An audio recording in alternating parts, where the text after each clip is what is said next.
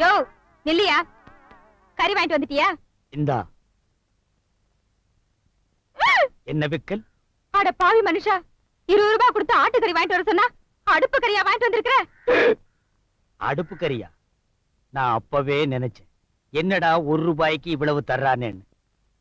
எங்க அத குடு. ஏம்மா, இத வச்சு ஒண்ணு செய்ய முடியாது? ஒண்ணு செய்யலாம். உடனே செஞ்சிரு. உட்கார சொல்றேன். கறியா வாங்கிட்டு வர? கறி பாவி மனுஷா, உள்ளவா. உனக்கு சூடு வைக்கல, என் பேர் அமுதா இல்ல. அடியே, நீ சூடு வச்சாலும் சரி, என்ன அடுப்பு மேல ஏத்தி உட்கார வச்சாலும் சரி, கவுண்டன் தான். Excuse me. அன்னைக்கு கோயில்ல நீங்க என் குழந்தைக்கு ஏன் டியூஷன் சொல்லி தரக்கூடாதுன்னு கேட்க வந்தேன். நீங்க பதிலே சொல்லாம போயிட்டீங்க. இப்படி ஒவ்வொரு தடையும் நான் உங்களுக்கு ஹெல்ப் பண்ண நினைக்கும் போதெல்லாம் நீங்க நெக்லெக்ட் பண்ணிட்டே போறீங்க.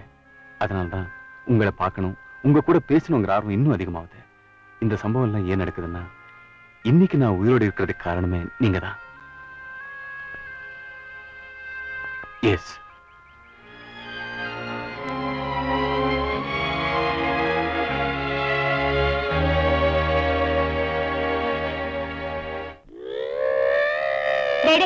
நில்றா. எதுக்கு? எதுக்கா? ரொம்ப நேரமா ஒரு வேலை சொல்லணும்னு தேடிட்டு இருக்க. என்னடா இது? இன்னைக்கு எல்லா கடை ஸ்ட்ரைக்.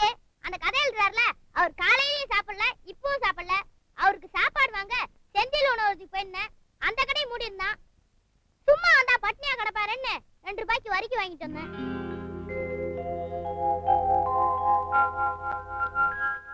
நான் கொண்டு போய் குடுத்துட்டு வந்துடுறேன். அவர் பட்னியா கிடப்பாரு. டேய் உள்ளவா.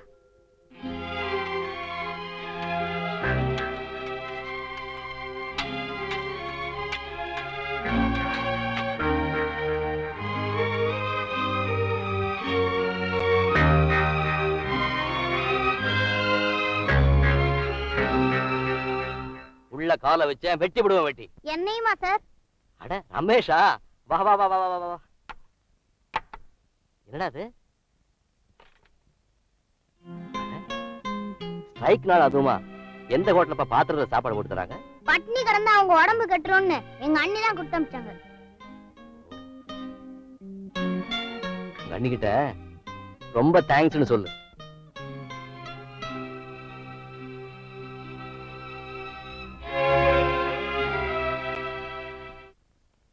ஏண்டி மனகதம், வெத்தலை பாக்கு கொண்டு வர சொல்லி எத்தனை நேரமாச்சு?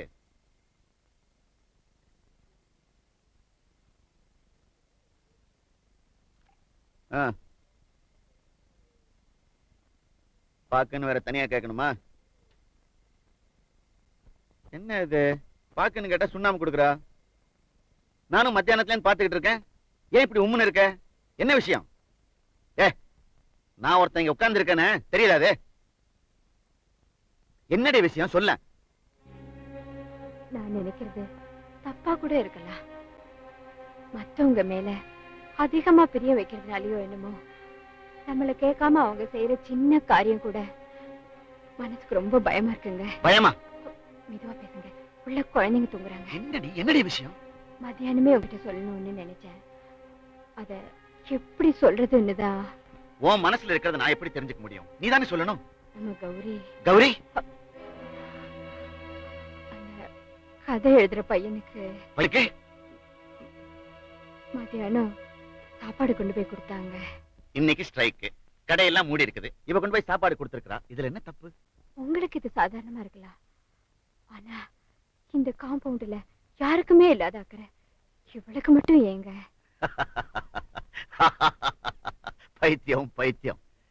அதுக்கு பேரு அக்கறை இல்லடே, மனிதாபிமானம்.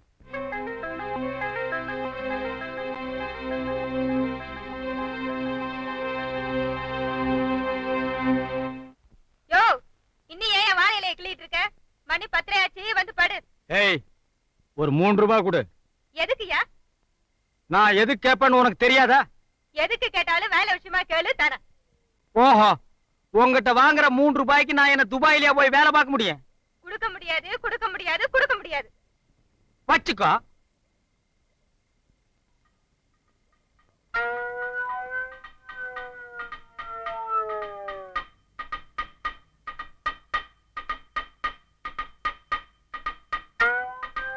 ஆண்டவன் என்று நமக்கு அளித்த படி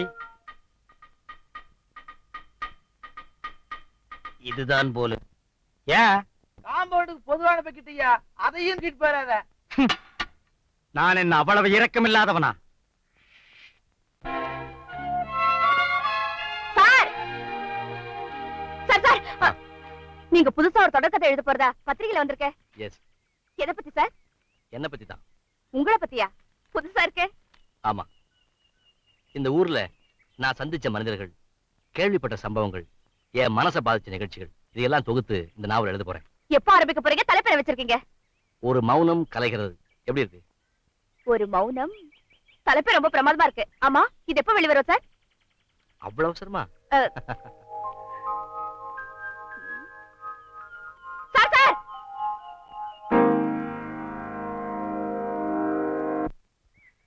பால் பால் அம்மா, பால் பால் வாங்கலையா? பால் பால் பால். ஏன்டா பொழுது விடிஞ்சோன்னு இப்படி பொய் சொல்ற? நீயா கத்துற? இந்த காம்பவுண்ட்ல யாராவது நம்புறாங்களா? பால் ஊத்துறா. தேகத்தாளத்துல எல்லாம் ஒண்ணும் குறைச்சது இல்ல. போன மாசம் பாக்கி 60 ரூபா 40 பைசா கொடுக்கணும். நாளைக்கு கொடுத்தா தான் பால் ஊத்துவேன். பாதி பணம் தான் உனக்கு கொடுப்பேன். ஏன் பாதி பணம் கொடுக்கறது? மீதி பணத்தை நான் முனிசிபாலிட்டியில கட்டிடுறேன். நான் பால் ஊத்துறது நீ முனிசிபல் ஆபீஸுக்கு கட்டுறதா? பைப்பில் அவங்க தானடா தண்ணி விடுறாங்க. வெள்ளையா இருந்தா பாலா? இந்த வர்றாரு இவரு, கொஞ்சம் வெள்ளை ஊத்து.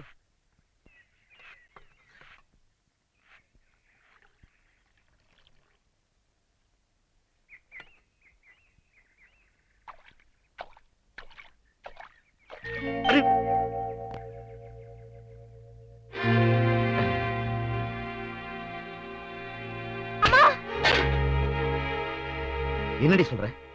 நம்ம மகளை கௌரி அடிச்சுட்டாளேங்கிறதுக்காக சத்தியமா நான் இந்த வார்த்தையை சொல்லலீங்க. ஆனா எங்க நம்ம மருமக நம்மள விட்டு போயிடுவாளோன்னு எனக்கு ரொம்ப பயமா இருக்கு. இதையும் மனிதாபிமானம் சொல்லி ஒதுக்கிடாதீங்க. உன் புராணமே எனக்கு சரியா இருக்குதுடி. ஏதோ இந்த ஒரு வருஷ காலத்துக்கு அப்புறம் இப்பதான் கௌரி கலகலன்னு சிரிச்சு பேசிக்கிட்டு இருக்கா. அதுவும் அந்த பையனும் ஒரு டீசென்டான கதாசிரியன். காம்பவுண்டுக்குள்ள குடியிருக்கிறவங்க கிட்ட பேசுறதெல்லாம் தப்பா எடுத்துக்காதடி. இப்பெல்லாம் அந்த பையன் கூட அடிக்கடி சிரிச்சு சிரிச்சு பேசுறா. ஏன் மரகதம், ஒரு பொண்ணு ஒரு பையன் கூட பேசினா அவன் கூடவே ஓடி போயிடுவான்னு அர்த்தமா? பேசினா ஓடி போயிடுவாங்கன்னு நான் சொல்லலீங்க. ஆனா ஓடி போனவங்க எல்லாம் இப்படி பேசித்தான் ஓடி போயிருக்காங்க.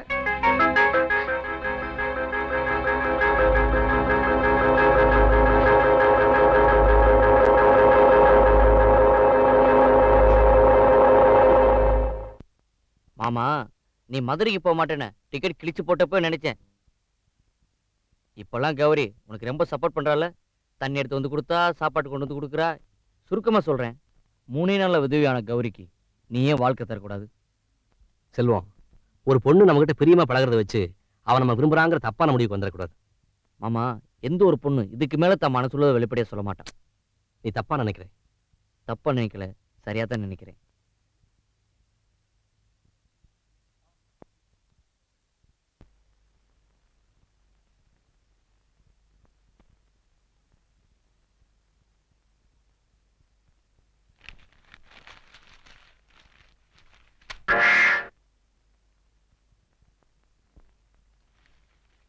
சும்மா 24 மணி நேரம் எழுதி தள்ளிட்டே இருக்காரு. அப்படி என்னதான் எழுதியிருக்காரு?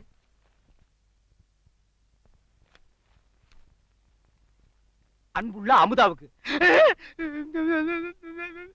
யோ, வாயங்க. அட வாப்பா. அந்த அளவுக்கு வந்துட்டியா? எந்த அளவுக்கு? இல்ல நீ அந்த அளவுக்கு வந்துட்டியா? எந்த அளவுக்கு சொன்னா தாங்க புரியும். என் பொண்டாட்டிக்கு லவ் லெட்டர் எழுதுற அளவுக்கு வந்துட்டியா? ஒருத்தி மூக்கு மூலியமா காம்பவுண்ட் இருந்தா அவளுக்கு லவ் லெட்டர் எழுதுறதா? லவ் லெட்டரா? பின்ன அது கதைங்க. எத கதையா? நீ உட்கார்ந்து எழுதுற கதை இல்ல. இப்ப நீ என்கிட்ட விடுறதா கதை. நீ பிளான் போட்டு பண்ணிருக்கிற. யோ யோ, ஏன் அவர் கூட சண்டை போடுற? என் பொண்டாட்டிக்கு இவர் லவ் லெட்டர் எழுதியிருக்காரு. உன் பொண்டாட்டிக்கு லவ் லெட்டரா? பார். இது உன் பொண்டாட்டிக்கு எழுதின லவ் லெட்டரா? பின்ன இது அவருடைய கதையில வர கதாநாயகிக்கு எழுதின லெட்டரியா? ஏயா, அமுதாங்கிற பேர்ல அவர் கதையே எழுதக்கூடாதா? ஏன் வேற பேர்ல இவர் கதையே எழுதக்கூடாதா? அமுதான்னு ஒவ்வொரு எழுத்த அழுத்தி எழுதியிருக்காருன்னா அதுக்கு அர்த்தம் என்ன? யோ, உன் பொண்டாட்டிக்கு லவ் லெட்டர் எழுதுற அளவுக்கு அவர் ஒண்ணும் குறைஞ்சு போல. அவர் மட்டும் கல்யாணம் பண்ணிக்கிறேன்னு இப்ப ஒரு வார்த்தை சொல்லட்டும், நான் நீ போட்டி போட்டுக்கிட்டு பொண்ணுங்க வந்து நிப்பாங்க தெரியுமா? ஓஹோ, அவருக்கு என்ன நீ சப்போர்ட்டா? ஆமா, சப்போர்ட்டா. என்னங்க? இருமா, எனக்கு சப்போர்ட்டுக்கு 200 போட்டு வந்து பேசிக்கிறேன். அடப்போ. என்னங்க? அவர் பேசுனது ஒண்ணும் தப்பா எடுத்துக்காதீங்க. நான் பேசுனது கரெக்ட் தானே?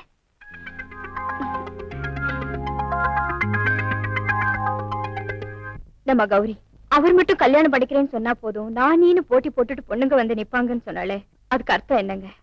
நான் எத்தனையோ தடவை சொல்லிட்டேன், நீங்க நம்பல. இப்ப கண்ணால பாத்துட்டீங்கல்ல. உன் மனசு படுற வேதனை எனக்கு புரியாம இல்ல. இன்னைக்கு நாம பார்த்த சம்பவம் மனசுக்கு கஷ்டமா தான் இருக்கு. எமரகதம், உனக்கு கல்யாணமாகி 30 வருஷமா உன் புருஷன் கல்லாட்டம் உயிரோட இருக்கான். அதனால புருஷங்கிற ஸ்தானத்தை பத்தி உனக்கு புரியல. ஆனா நம்ம கௌரி கல்யாணமாகி 3வது நாளே விதவையானவும். அவன் நிலைமையில இருந்து பார்த்தா அவளும் பொண்ணுதானே, அவளுக்கு உணர்ச்சிகள் இருக்கும். ஏன் மரகதம், நம்ம பையனை கல்யாணம் பண்ணாங்கிற ஒரே காரணத்துக்காக அவ வாழ்க்கை இப்படியே போயிடணுமா?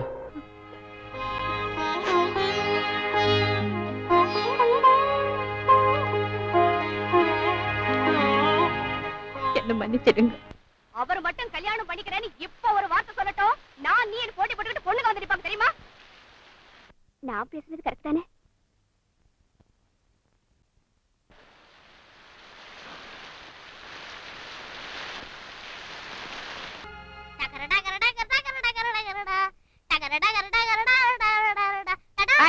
இப்ப எதுக்கு நான் இங்க வந்து உட்கார்ந்திருக்க? நான் என்ன ஊத்த போறேன்? அம்மா, அவனை உள்ள வர சொல்லு. உங்க அக்கா கூப்பிடுறா, உள்ள போடா. நான் என்ன ஊத்திட்டே போவேன். மணி 6 போகுது. கார்த்திகை தீபமா அதுவுமா எப்ப நீ விளக்கு வைக்கிறது, எப்ப எரியறது? இங்கே நின்னு பேசிட்டு இருந்தா இப்படி வாசல்ல போய் பாக்குறது. ஆ. ஷூ குழியில போறவன எவ்வளவு எண்ணெய் கொட்டிட்டான் பாருங்க. ஊத்த வேண்டாம் சொன்னா கேட்கவே மாட்டான். என்ன போன அவனை போய் அடிச்சுக்கிட்டு. எங்க இங்க வாங்கல, என்ன? உட்காருங்க ஒரு நிமிஷம். எங்க இன்னைக்கு கார்த்திகை தீபம் அதுவுமா நம்ம கௌரிய அந்த தம்பி வீட்டுல விளக்கேத்தி வச்சுட்டு வர சொல்லலாமா?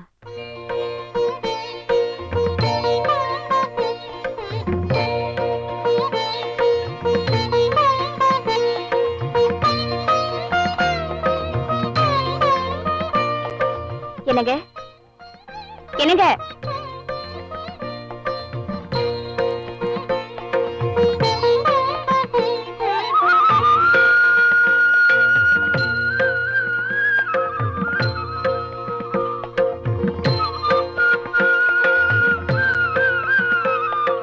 கார்த்திகை ஜோதி இல்ல?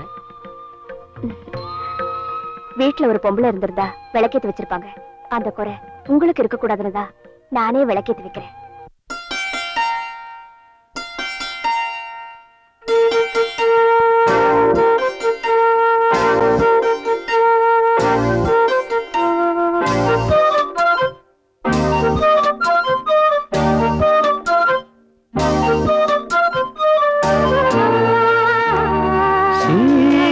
கொண்டு வா வெண்மேகமே, கொண்டு வா வெண்மேகமே, இது இனிய வசந்த காலம், இலைகளில் இளமை துளிரும் கோலம், இதுவே இனி என்றும் நிரந்தரம். சீர் கொண்டு வா வெண்மேகமே.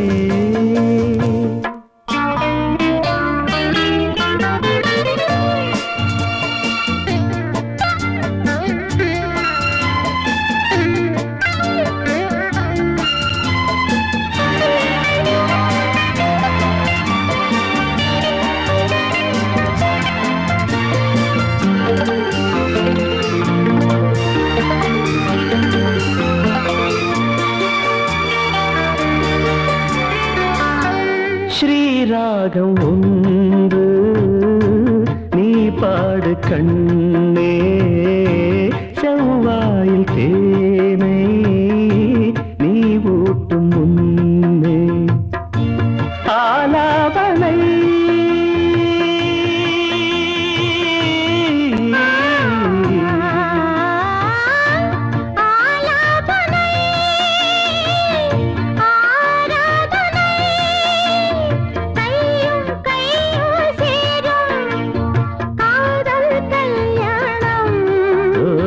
காமன் போகும்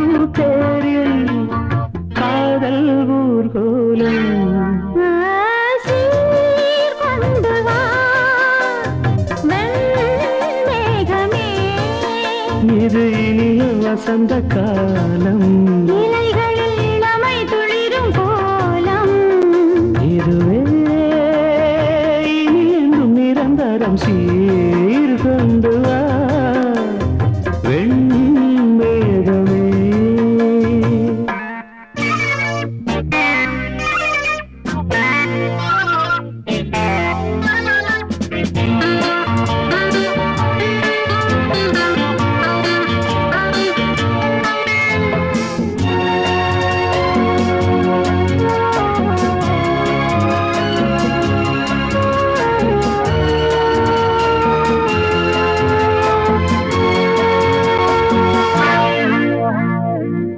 தீண்டாத போது என் தேகம் வாட நீ தீண்டும் போது இன்பங்கள் கூட என் என்பது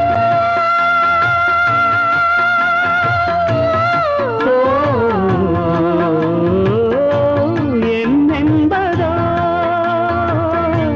ஏனென்பதோ ஆடும் நேரம் பார்த்து ஆசை கூடாதோ அங்கம் எங்கும் இன்பம் மேடை போடாதோ சீர்கொண்டு வா வெண்மேகமே. இது இனிய வசந்த காலம் இலைகளில் இளமை துளிரும் கோலம் இதுவே இனி என்றும் நிரந்தரம் சீர்கொண்டு வா வெண்மேகமே.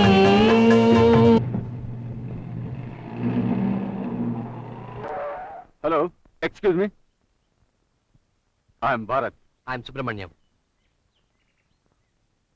இங்க நான் உங்களை பல தடவை பார்த்திருக்கேன். இந்த ஊருக்கு நீங்க புதுசு. அப்கோர்ஸ். இங்க எங்காவது ஒர்க் பண்ணிட்டு இருக்கீங்களா? நான் எங்கேயும் ஒர்க் பண்ணல. சிஆர்எஸ் பேர்ல நாவல்ஸ் எழுதிக்கிட்டு இருக்கேன். I see. உங்க நாவல்ஸ் பத்தி நான் நிறைய கேள்விப்பட்டிருக்கேன். அப்கோர்ஸ் நான் படிச்சது இல்ல. I am sorry. ஆமா, இதுல உங்களுக்கு என்ன வருமானம் கிடைக்கும்? வருமானத்துக்காக எழுதுறது இல்ல, ஆத்ம திருப்திக்காக எழுதிக்கிட்டு இருக்கேன். ஆமா, கௌரி உங்களுக்கு எத்தனை நாளா தெரியும்? உங்களுக்கு ஆக்ஷேபம் இல்லைன்னா வாங்க. Daddy oh come on my darling. She is my only daughter Manju. Hello. Say hello. Hello உட்காருங்க. அம்மா இங்க இருக்காங்க. உள்ள இருக்காங்க போய் கூப்பிடு. லக்ஷ்மி, லக்ஷ்மி, சீக்கிரம் காஃபி எடுத்துட்டு வா. நீங்க காஃபி சாப்பிடுவீங்கல்ல? எப்போவாவது சாப்பிடுவேன். She is my wife Lakshmi. வணக்கம். வணக்கம். லக்ஷ்மி, நான் சொன்னேன்ல, அவர்தான் இவர். பேர் சுப்பிரமணியம். சிஆர்எஸ்ங்கிற பேர்ல கதை எழுதிட்டு இருக்காரு. இன்னைக்கு என் வீட்டுக்காரர் உயிரோட இருக்காருனா அதுக்கு காரணமே கௌரிதான். உங்களுக்கு ஒண்ணுமே புரியல இல்ல? கௌரி முதல் முறையா ரெக்கார்டிங் தியேட்டர்ல பாட போன தான் அவங்க ஹஸ்பண்ட் எனக்கு ஆபரேஷன் செய்ய வந்திருக்காரு. வரமாட்டேன்னு சொன்னவரை நான் தான் கம்பல் பண்ணி வர சொன்னேன். அதுவும் எனக்கு தாலி பிச்சை குடும்பம் நான் கௌரி கிட்ட கேட்டேன், அனுப்பி வச்சா. இப்போ நான் மாங்கல்யத்தோட இருக்கேன். ஆனா ஆனா அந்த பொண்ணு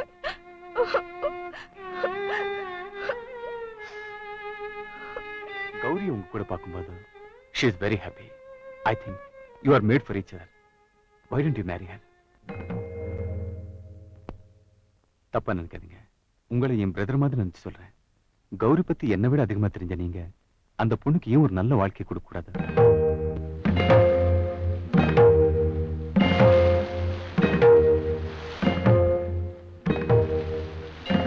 டீச்சர், நீங்க சொன்ன விஷயத்த நான் ராத்திரி எல்லாம் யோசிச்சு பார்த்தேன். எனக்கு தப்பா தெரியல. நானும் நிறைய தடவை பார்த்திருக்கிறேன். நம்ம கௌரி டீச்சரும் அந்த கதாசிரியர் சிஆர்எஸ் தனியா பேசுனத. அதுக்கப்புறம் தான் சொல்றேன், கௌரி எதுக்காக இப்படியே இருக்கணும்? அவளுக்கும் ஒரு வாழ்க்கை வேண்டாமா? நீங்க சொல்றது சரிதான். ஆனா கௌரி டீச்சர் அப்படி நினைச்சு பழக்கதா எனக்கு தெரியல. அப்படி இருப்பா நீ நினைக்கல, ஆனா அப்படித்தான் இருக்கணும் நான் நினைக்கிறேன். இன்னைக்கு மத்தியானம் சாப்பிடும்போது டீச்சர் சாப்பிட்டாச்சா? சாப்பிட்டாச்சு. கதையில மட்டுமே நல்ல கருத்தை எழுதுறதுனால யாருக்காவது லாபம் இருக்கா? ஆமா, அதை என்கிட்ட எதுக்கு சொல்றீங்க? இல்ல, சிஆர்எஸ் எழுதின நாவல நீங்க சொன்னதுக்கு அப்புறம் தான் நான் படிக்காரு. ரொம்ப தேங்க்ஸ். இப்ப எழுதிட்டு இருக்காரு ஒரு கதை. ஆமா, ஒரு மௌனம் கலைகிறது. அதுல ஹீரோ ஹீரோயின்ஸ் லவ் பண்றது ரொம்ப பிரமாதமா எழுதி அவங்க 2 பேரும் லைஃப் பண்றத பத்தி ரொம்ப அற்புதமா எழுதியிருந்தாரு. பட் அந்த பொண்ணை விதவையாக்குனது மட்டும் மனசுக்கு ரொம்ப கஷ்டமா இருக்கு. அந்த பொண்ணுக்கு நல்ல முடிவு கொடுப்பாரா? எனக்கு எப்படி தெரியும்? அது அவர் எடுக்க வேண்டிய முடிவு. ஏன் நீங்களே கேட்டு தெரிஞ்சுக்க கூடாதா? இல்ல நீங்களே கேட்டு தெரிஞ்சுக்க கூடாதான்னு கேட்டேன்.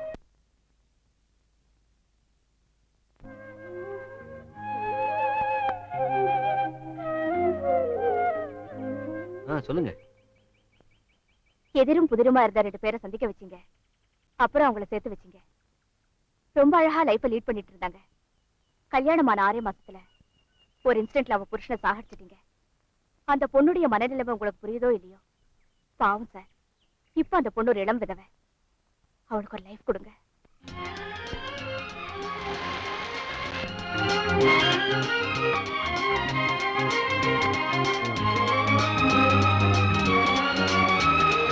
அந்த பொண்ணு ஒரு இளம் விதவை. அவளுக்கு ஒரு லைஃப் கொடுங்க.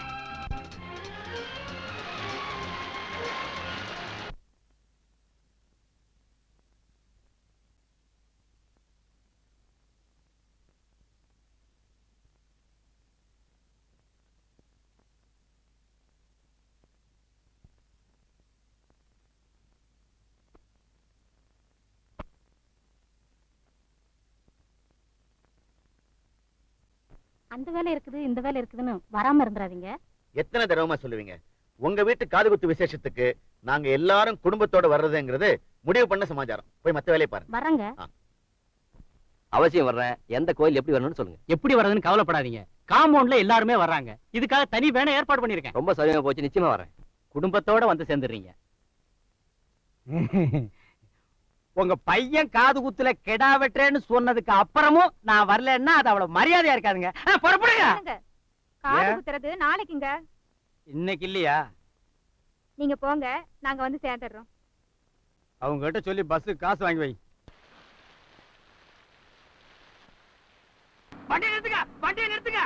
எதுக்குயா? கெடா எங்கயா? அது பின்னால வண்டியில வந்துருக்கியா? அப்புறம் ஏன்டா என்ன இந்த வண்டியில ஏத்துனீங்க?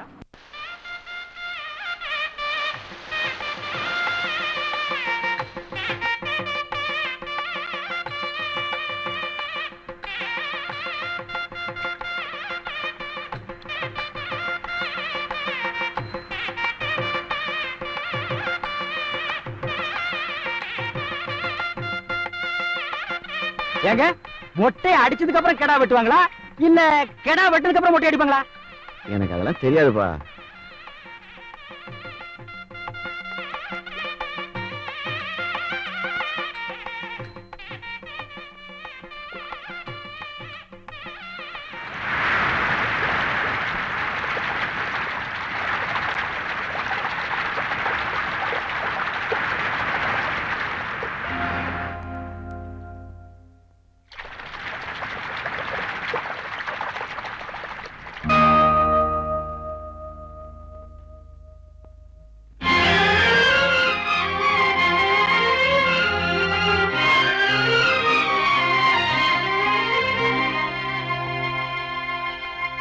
ஏங்க பையனுக்கு மொட்டையும் அடிச்சாச்சு தலையும் கழுவியாச்சு. ஆமா. அப்புறம் எப்பங்க கெடா வெட்டுறது? காது குத்துனதுக்கு அப்புறம் தான் கடா வெட்டுவாங்க. இன்னும் வந்து குத்தியா? வாயா காது குத்துலாம். எல்லாரும் குத்துவோம்.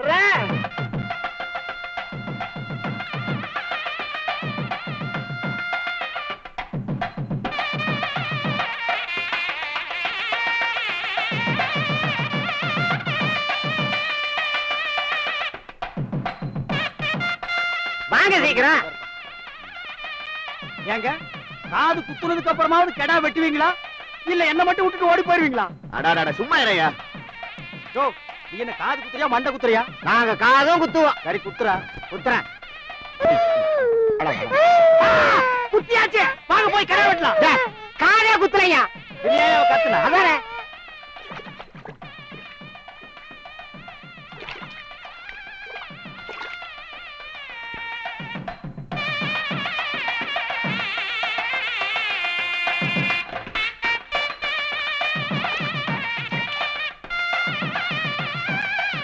ஏங்க யானை கட்டியே ஆசீர்வாதம் வாங்கியாச்சு. இனி எப்ப தாங்க கெடா வெட்ட போறீங்க? ஏயா பழப்புக்கிட்டே இருக்கலாம். டேய் கரடி, உனக்கு பல்லு இல்ல, கெடா முக்கியம் இல்ல. பேசாம இரு, வாயை கிழிச்சு போடுவேன். வாங்க வாங்க ஐயா, பெண்களே வாங்க ஐயா.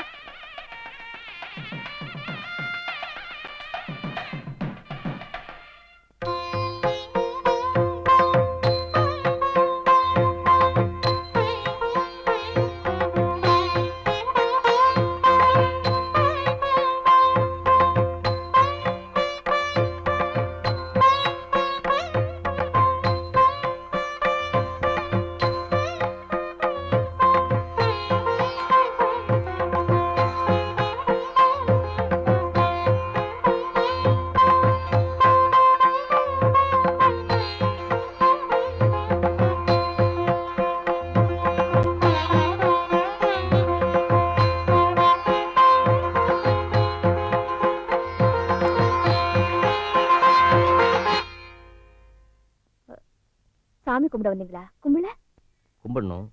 ஆமா, மொட்டை அடிக்கிறப்ப இருந்தீங்க, காது குத்துறப்ப வந்துட்டீங்க. காது குத்துறதானே விசேஷமே. ஒரு நல்ல காரியம் நடக்கிற இடத்துல நான் ஏன் நிக்கணும்னு தான்.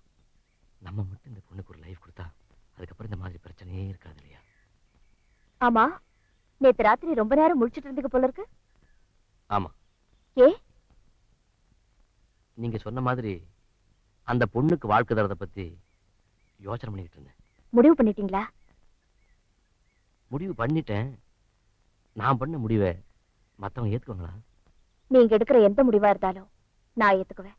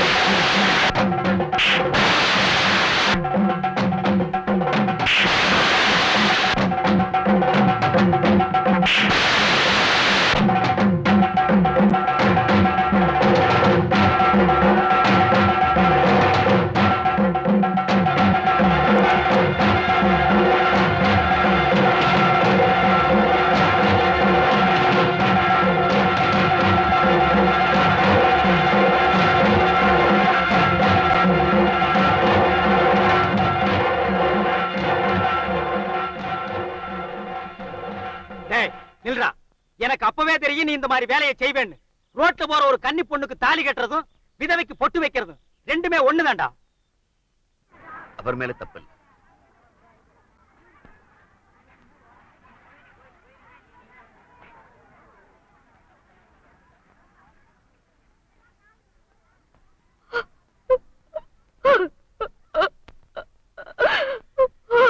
இப்படி ஒரு சம்பவம் நடந்ததுக்காக அவரை என்ன செய்யணும்னு எனக்கு தெரியும். அவர் உன்னை தொட்டதுக்காக அவர் அடிச்சிட்டியே, ஆனா நீ அடிக்கும் போது அவரை தொட்டுட்ட தெரியுமா?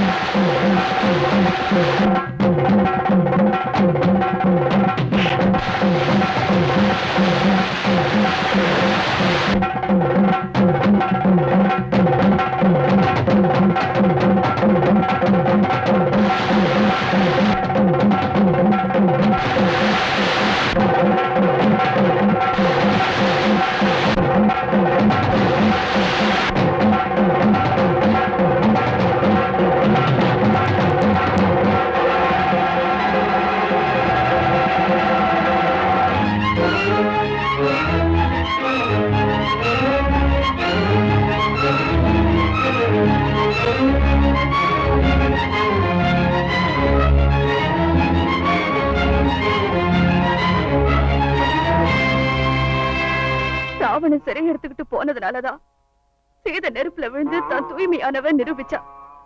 இப்ப நீ தொட்டதுனாலதான் நான் நெருப்பு வச்சேன். நீ எனக்கு பொட்டு வச்சது தப்பு இல்ல. பொட்டு வைக்கிற அளவுக்கு நான் உன்கிட்ட நடந்துகிட்டேனே, அது என்னோட தப்புதான். என் கணவர் என்னோட இருக்கிறாருங்கிற உணர்வுகளோட தான் நான் வாழ்ந்துட்டு இருக்கேன். இல்லைன்னா தற்கொலைங்கிற அந்த கோழைத்தனமான முடிவுக்கு நான் எப்பவோ போயிருந்திருப்பேன். என் கழுத்துல தாலி இல்லாம இருக்கலாம், ஆனா என் உடம்புல இருக்கிற எல்லா நரம்புமே அவர் கட்டின தாலிதான்.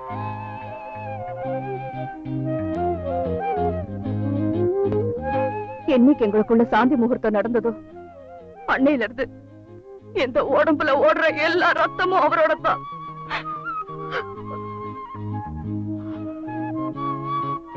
இதுவரைக்கும் நான் எத்தனையோ கதாபாத்திரங்களை உருவாக்கியிருக்கேன். ஆனா உன்னோட கதாபாத்திரத்தை என்னால புரிஞ்சுக்கவே முடியல. ஒரு வசந்தத்தை பத்தி எழுதுக்காக காஷ்மீர் போனேன், வறட்சியை பத்தி எழுதுக்காக ராஜஸ்தான் போனேன், ராணுவத்தை பத்தி எழுதுக்காக லடாக் போனேன். உங்க வீட்டு காம்பவுண்டுக்குள்ள வந்ததுக்கு அப்புறம் தான் டீ எழுத ஆரம்பிச்சேன். ஆனா உன் மனசுங்கிற காம்பவுண்டுக்குள்ள என்ன இருக்குன்னு என்னால புரிஞ்சுக்கவே முடியல. இதுவரைக்கும் ஒரு எழுத்தாளங்கிற முறையில பெண்மை பத்தி நான் பேனாவில் மட்டும்தான் எழுதியிருக்கேன். ஆனா நீ நெருப்பிலேயே எழுதிட்ட. ஆ